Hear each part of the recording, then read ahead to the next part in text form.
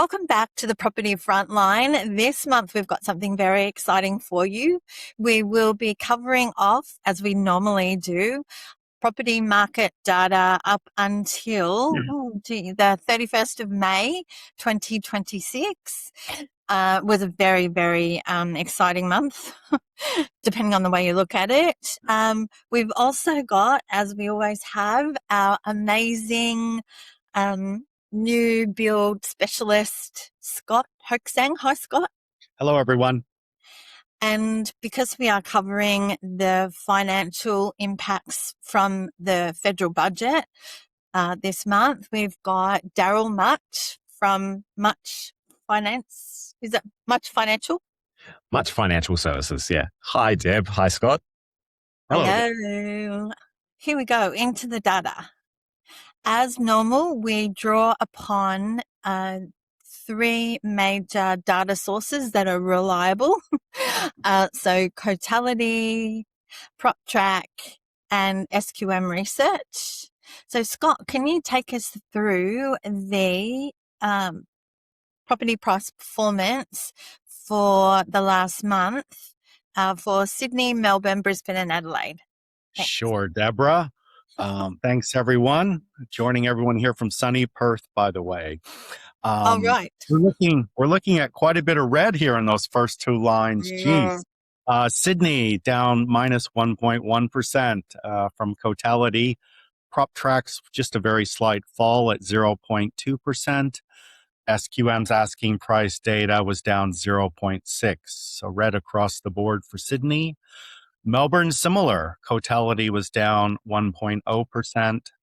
PropTrack has it down slightly, 0.3%, and SQM, a deeper fall over in Melbourne at 1.4%. Just a note for those who have followed our previous podcasts, this is the first time we've had 6 red columns for those two cities. I had a look at last month and we only had 5. So red across the board. Going down to Brisbane, Cotality has Brisbane up 0.8%, PropTrack basically flat, and SQM going the other way, asking price data down 1.3%. Down to Adelaide, up 0.5%, Cotality 0.3%, PropTrack, and again, SQM has a bit of a dip there in that asking price data, down almost 2%. Handing back over to Debra, who's going to take us through Perth and our smaller capitals. So it's interesting, Scott, that it's almost like the agents are already doing their work and getting sellers to put their properties on the market at a lower price. So that's already a bit of a trend there. Yeah. Okay, so having a look at Perth. Perth performance by Cotality has it up by 1.4%. PropTrack down by 0.1%, and SQM has Perth down by 2.4%. Hobart is up by 0.8%, PropTrack up by 0.1%, and SQM still trending up by 2.3%. So that is a very small market, so we can't expect that to really be representative, because a couple of outliers can really bump up the results. And the same for Darwin. Darwin is a very small market, but Cotality has it up by 1.6%, PropTrack up by 0.2%, and SQM asking prices up by 0.2%. Canberra, Cotality has them going down by 0.2%, PropTrack down by 0.4%, and SQM has asking prices in Canberra going up by 2%. It's almost like no one's given Canberra sellers the memo. All right, so national, we never really talk much about that. So let's talk about the trends, because as everyone knows, I'm a visual person, so I really prefer to see performance laid out like this. And this is the house price percentage change over the last couple of years. Okay. All right, so let's have a look at the graph that actually gives us a visual representation of what's actually happening with the trends. So yes, we can see Perth is actually just starting to flatten, and we can see Darwin starting to cool off from its major peak, and then Brisbane. So that's that green line there. It's Brisbane, yeah. And also, so we can see Hobart getting a bit of a kick. Is there anything else you would say about this, Scott? Just the markets that are declining, which those three at the bottom, Melbourne. Yeah, I'm trying to see the blue one. One of those is It's Sydney. Canberra Sydney. and Sydney. There we go. We've already talked about those before. Really, it really does show, though, the markets are quite different. We've still got some markets growing strongly, some over their peak and heading backwards, and then others on the decline. This, by the way, is the rate of growth of these markets over the last 12 months, just to kind of be clear. So we've got a rolling 12 months average we're looking at here. Yeah, so it's not actually showing prices, it's actually just the change in growth momentum. Yeah. Yeah. If But you look at Melbourne, Melbourne's probably the first one to go below the zero line.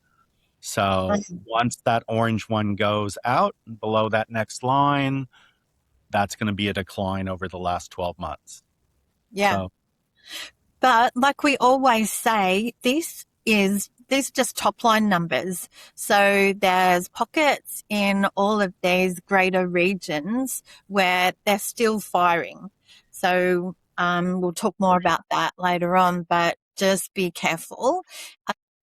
Yeah. So Scott, what are you seeing just, we're like 4 weeks now from the initial budget announcements. Are you seeing much change on the front line, really, about where market momentum is heading? we're mostly seeing buyer hesitation, I think. So people that were very keen to jump into the market and buy full speed ahead, people that were strongly thinking about it are now going much slower. In terms of markets themselves, Brisbane, Southeast Queensland, still very hot up there. I'm sitting out here in Perth at the moment doing some inspections, and you can't get a block of land. It Yeah. just has not slowed down in the new property space. But of course, we're aware of other markets where it is a lot slower. Mm. How are you seeing Sydney and Brisbane, Deborah? Well, we buy Australia wide, but what we're seeing is this triple level of market activity, which is really becoming a very strong trend. So properties priced, I would say, less than 1.5. So, sorry, 1.5 million. Yeah. So, but more strongly under $1 million, as long as those areas have got good rental returns and good demographics. The momentum is still extremely strong. I would say we saw like a tiny bit of hesitation for maybe 1 week, and now it's just boom, really ramping up. And then that medium level, so 1.5 million to about 2.5 million. It depends on the actual property and really the location. So, if it's a beautiful property, you're still going to get the price you really want and good buyer attention. And then from that 3 million and up, we're really starting to see good buying opportunities is what I would say. That's, yes, some very significant slowdowns. Daryl, have you noticed much in inquiries and activities over the last 4 weeks? Yeah, with the budget changes, absolutely. Most of the investors I've had to actually, who have got pre-approvals in place already, I've had to basically call up and say, okay, well, you were going for an existing property. Your existing property plan is now effectively got less borrowing capacity behind it because of the negative gearing changes. So it's especially for the people in the top tax brackets where the borrowing capacity is changed by 30 to 40%. And they're the ones that are basically having to rejig what they were actually planning on doing, with a lot of emphasis now on the new space, but also just, I guess, noting that the people in the lower tax brackets that weren't, even with the rent, going to go past the 30% bracket, their borrowing capacity is effectively unchanged, actually. But the investors have absolutely gone and sat on their hands at the moment. One of the banks has noted that 40% of their loans used to be investors. They've actually identified that they've basically dropped down to a lower limit, lower number now, in the 20s. So there's definitely going to be some pain in terms of the banks and their investor loans. Yeah, will be interesting to see how it plays out. So let's get back to our deep dive. So Scott, can you take us through the rental market? Sure. Thanks for that, Debra. Just a quick dive into rents and what's happening around the country here. This has been very similar for house rents for the past few months. Darwin and Hobart are just seeing a surge of rents at the moment. I think that's what is attracting investors to some of those markets. Very low vacancy rates. They are quite small, as Debra has pointed out. Doesn't take a lot of jobs creation or people moving to those areas to really move the dial. And then we see good rental growth in Perth and Brisbane. Perth up 7.4%, Brisbane up 6.7%. People are just hitting their affordability limits in some of those cities. And I would think that can't continue at that level for too much longer. But still good rental growth. And even Sydney was up 6%, Melbourne up 4.7%.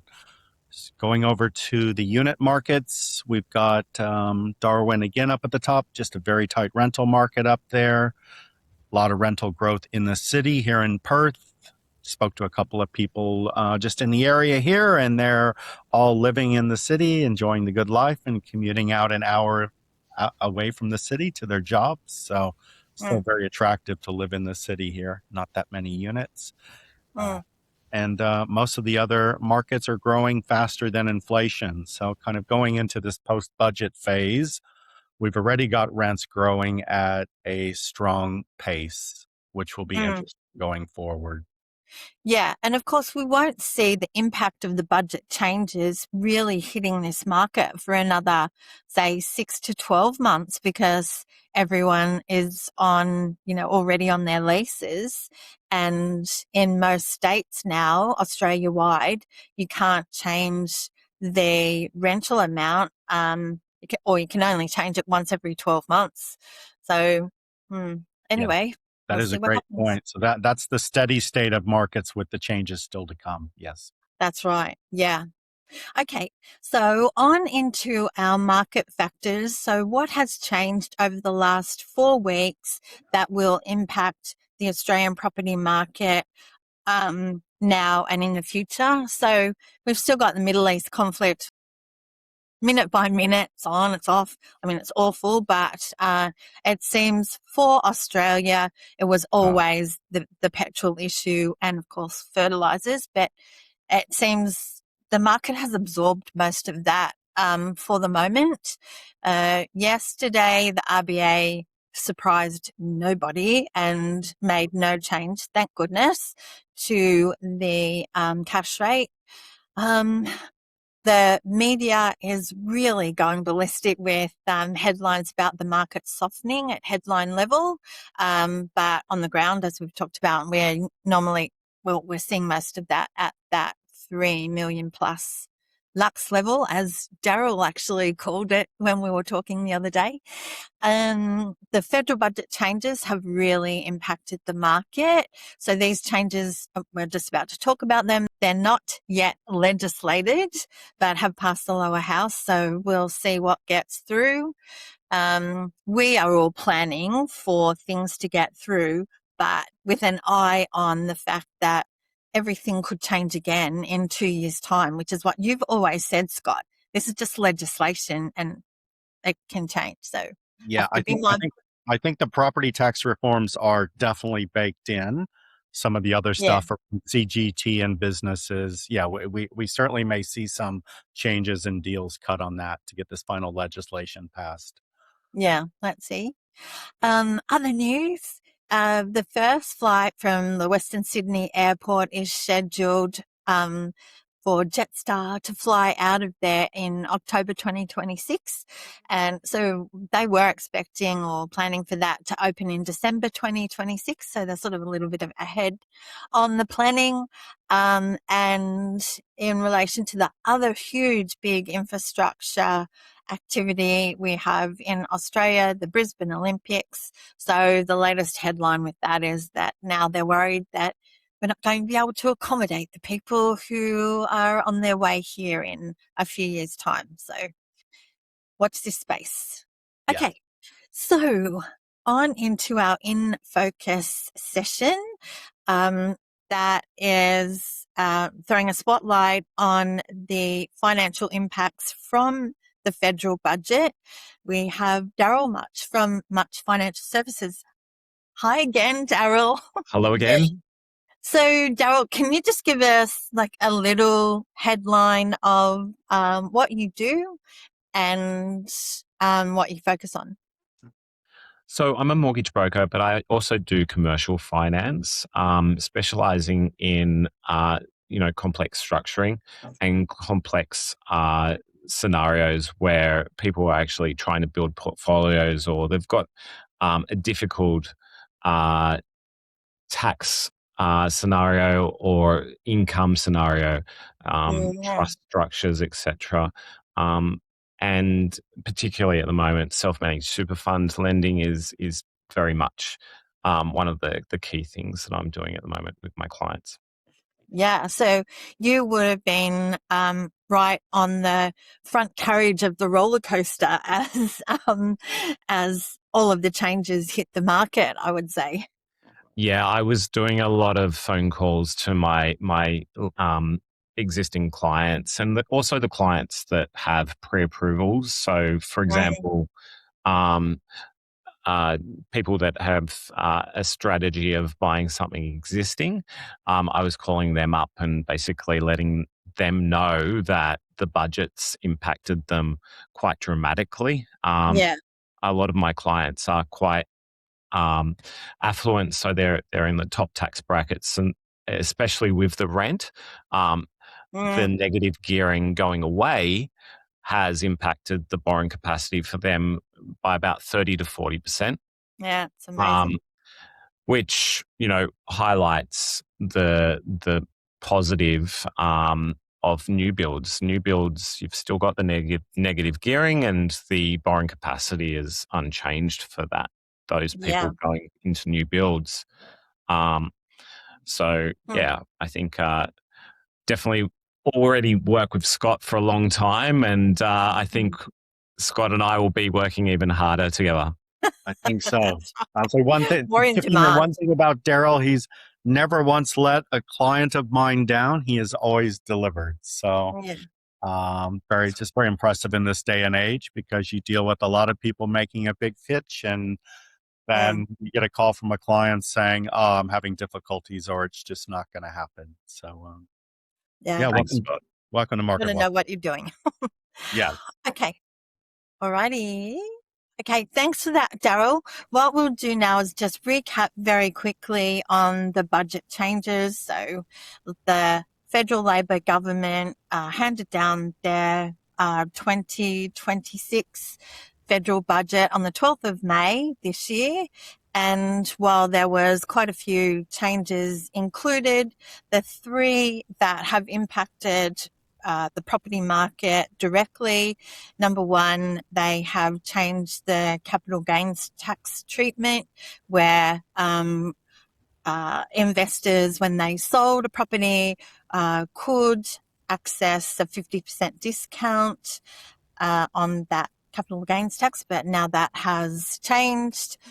Negative gearing has been taken away for existing properties. So if you're buying something, or any property purchased from the from 7/31 on the 12th of May falls into this new regime, and that means that if it's an existing property, you won't be able to access negative gearing treatments, but if it's new builds, you can.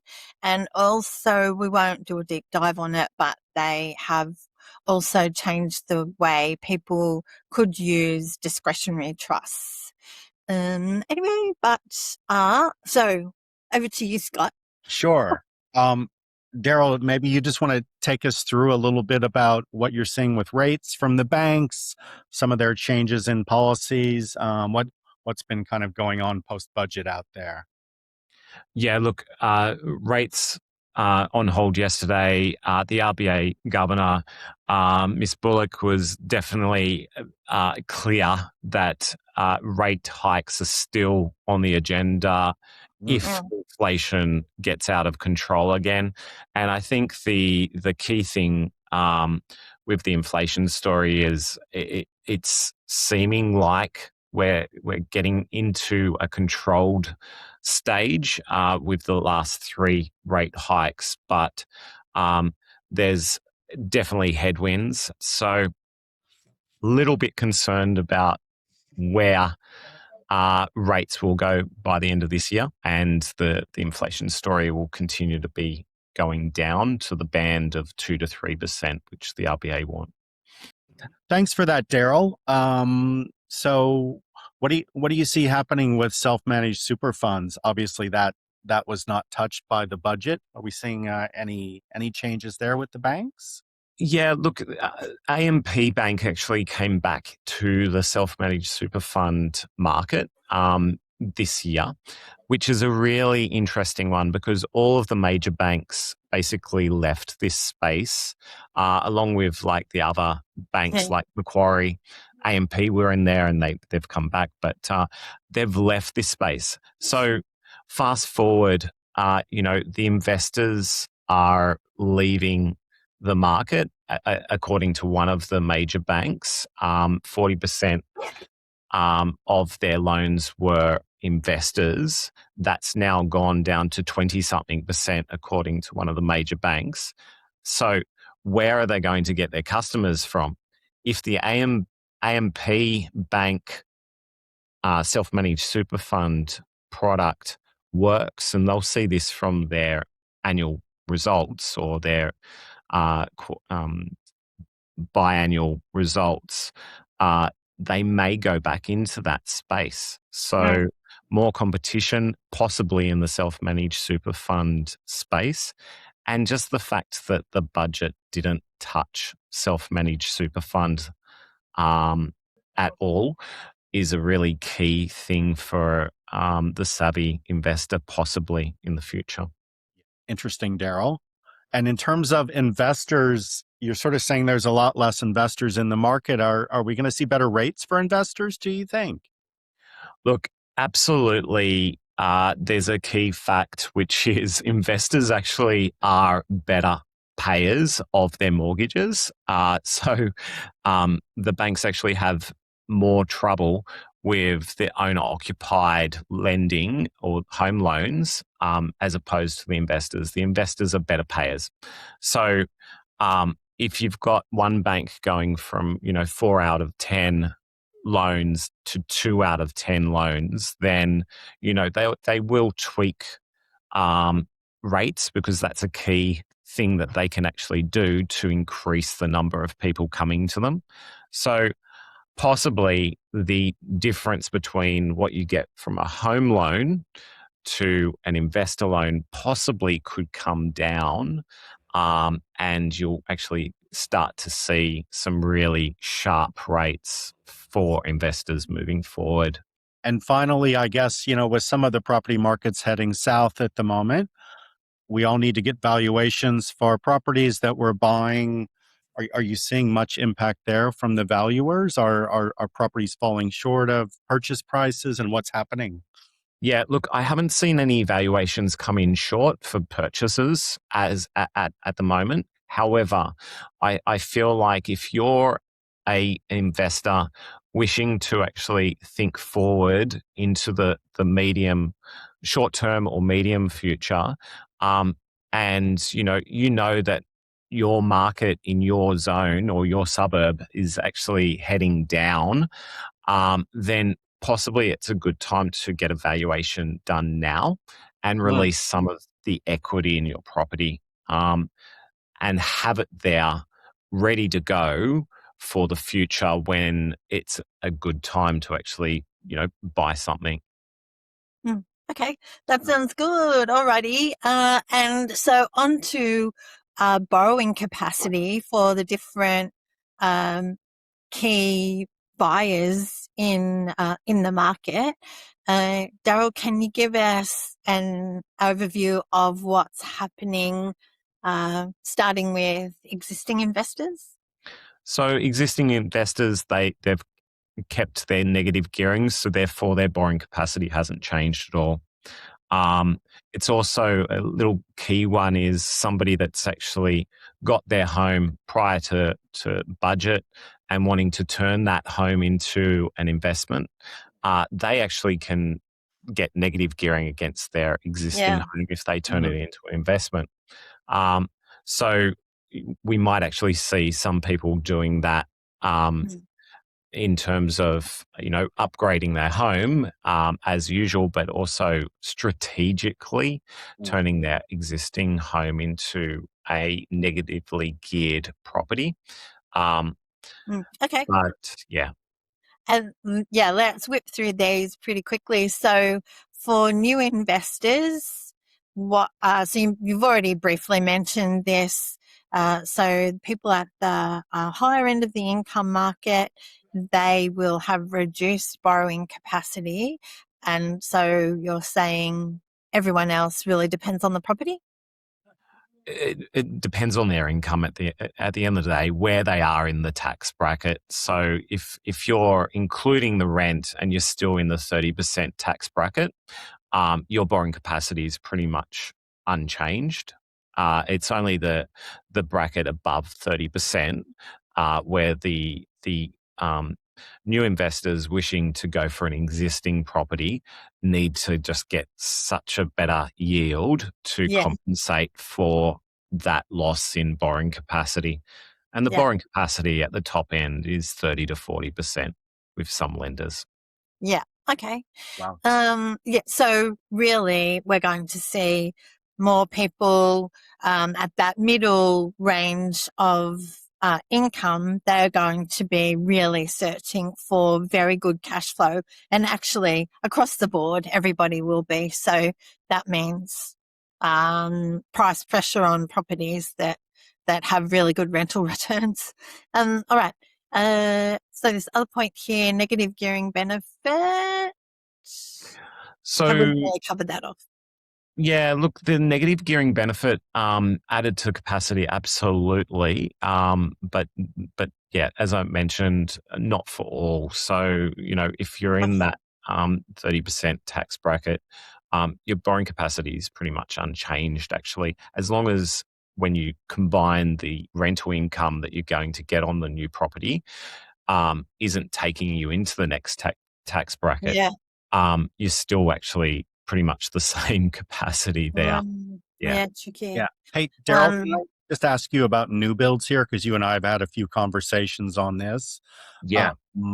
People are able to borrow more if they're purchasing a new build or buying land and building than an older property. Yeah, and this is why I think you're just going to get busier and busier, Scott, because literally the benefits and the borrowing capacity is as per pre-budget. You've got lots more borrowing capacity. And by the way, you've got also the choice, you've got negative gearing, but you've also got the choice of the new tax, capital gains tax, Yeah. or the previous one, which is the 50% discount one. So Yeah. it's a really interesting space, even more so than ever before. Mm. Okay. Could So you ballpark any numbers there? I'm just curious. Like if I could borrow $800,000 before the budget, so you're saying I could still borrow that much for a Correct. new build, but now I'm looking at buying an older existing property in a regional market. I might only be able to borrow. Yeah. Look, if you it depends on your tax bracket, but if you're at the top tier, Yeah. if your capacity was $1 million before the budget, Yeah. and you have a new build strategy, then you've still got that $1 million. If you've got a existing property strategy, then your $1 million budget has now gone down to about 600, 700,000. all right, we've already talked about existing homeowners potentially renting out their home. Move to commercial property. Yeah, I'm already getting more inquiries about using commercial property. So do we think that the budget and the financial roll on from that will influence where people put their money? Do you have an opinion on that? Or Yeah.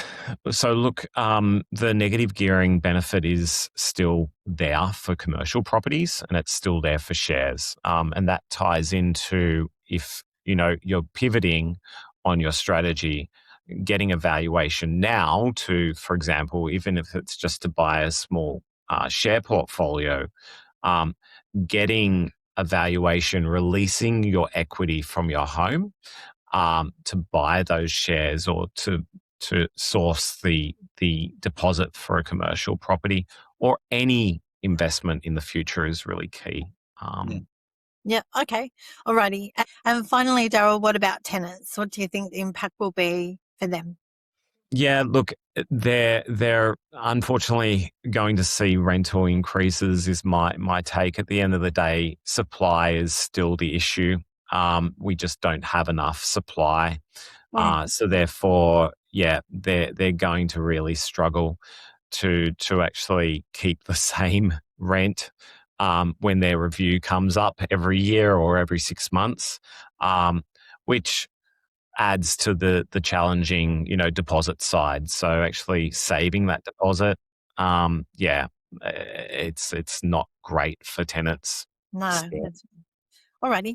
So a couple of scenarios then, and we will be really quick with this. So in terms of the swap scenario, those are people that already own their existing home.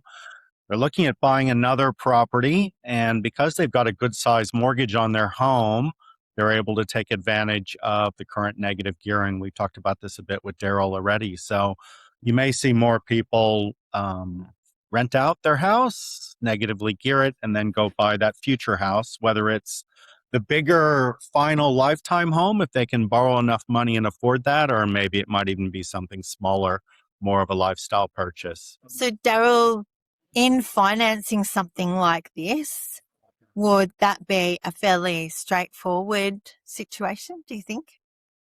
Yeah, it is, because the negative gearing does apply. The only, I guess, key thing that I would note, but I'm not an accountant, so you always have to get that advice. But for example, you've got 500,000 debt on your home, existing debt on your home, and your place is worth $2 million.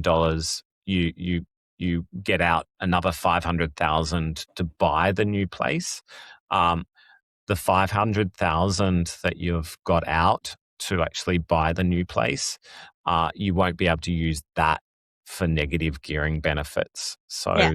that's one thing that the banks will also use in their calculations.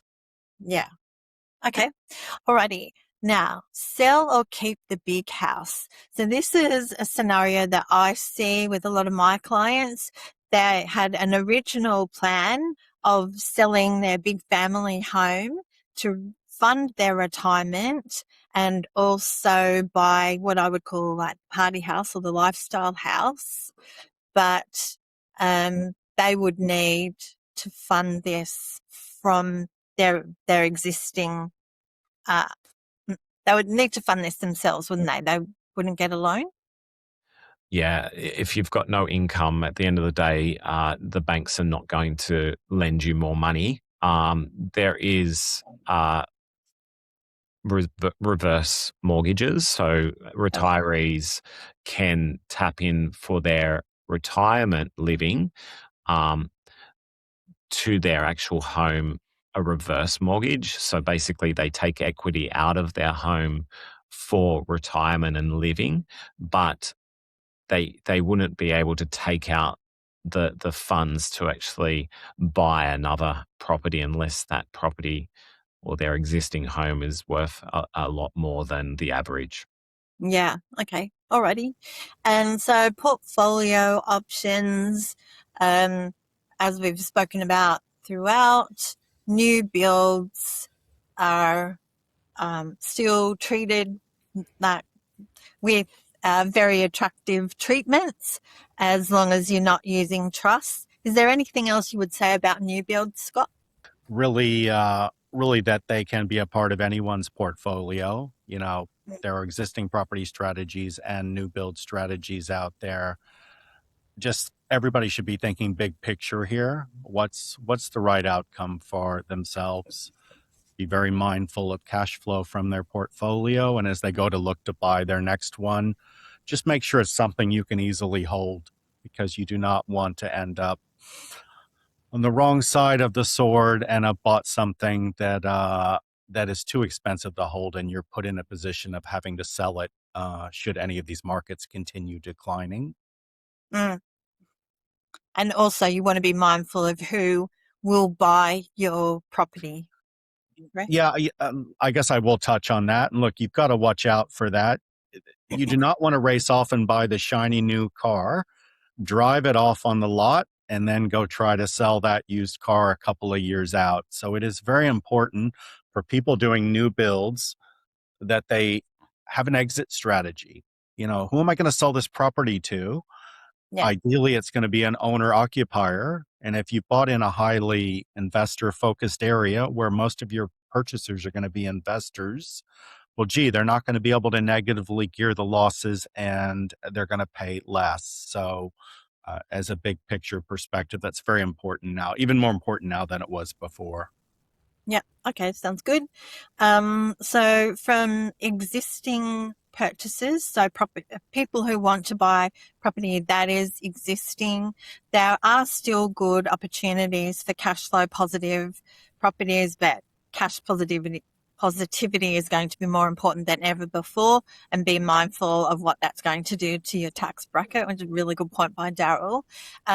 We are expecting that the small lot developments, so where you can knock one house down and build, two or more, they are going to be more attractive. I mean, they were always a little bit more expensive to purchase anyway, but we are getting a lot more people who are interested in that kind of thing, because if you do add to the housing supply, so not just doing one knockdown and then replacing with a brand new house, you actually have to knock it down and then add another one or more, then that gets the new tax treatment as a new build, not a granny flat.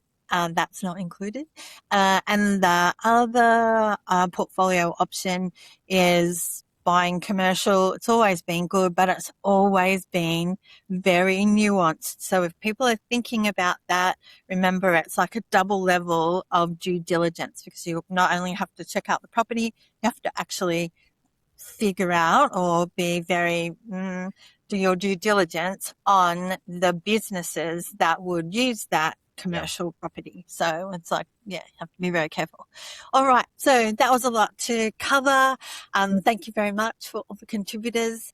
As advice, the property market has never been more nuanced. So just be careful about what you're doing.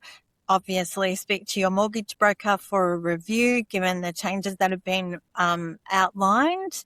Watch out for misleading data. Always use trusted sources. We are going to see more people being handed out reports with very rubbery numbers. So always just go back to Domain, realestate.com, just those well-trusted, reliable sources of data to do your comparisons. Always conduct the financial pros and cons of whatever you're buying. So that is not only, what happens if you take action, what happens if you choose new build, or all of the other different variables, and use criteria that's tailored to your requirements. So what's right for someone else will not be right for you. So it's really important that you understand what will work for you. But we're all here to help you. And so Daryl, you can contact him through his website at much.com.au. His contact details, as will all of our details, be included in the description box under the podcast video. And Scott, you can find Scott on his Facebook page, which is growing with popularity. So, sometimes he can be a little bit controversial, but it's very, very interesting to follow him. And then you can find me at propertyfrontline.com.au. We know that buying has never been more complex. So if you would like your purchase, whether it's a home, investment or commercial property, if you'd like that handled end to end, we do the search, assessment and negotiation for you. So that's it from us. Next time we hope to be covering off our perpetually postponed insurance episode. And we'll also cover off a lot more. Bye, everyone. Bye. Thanks, Deb. Go the Blues tonight. Oh, yeah. Go the Blues. Thanks, Scott. Thanks, Deb.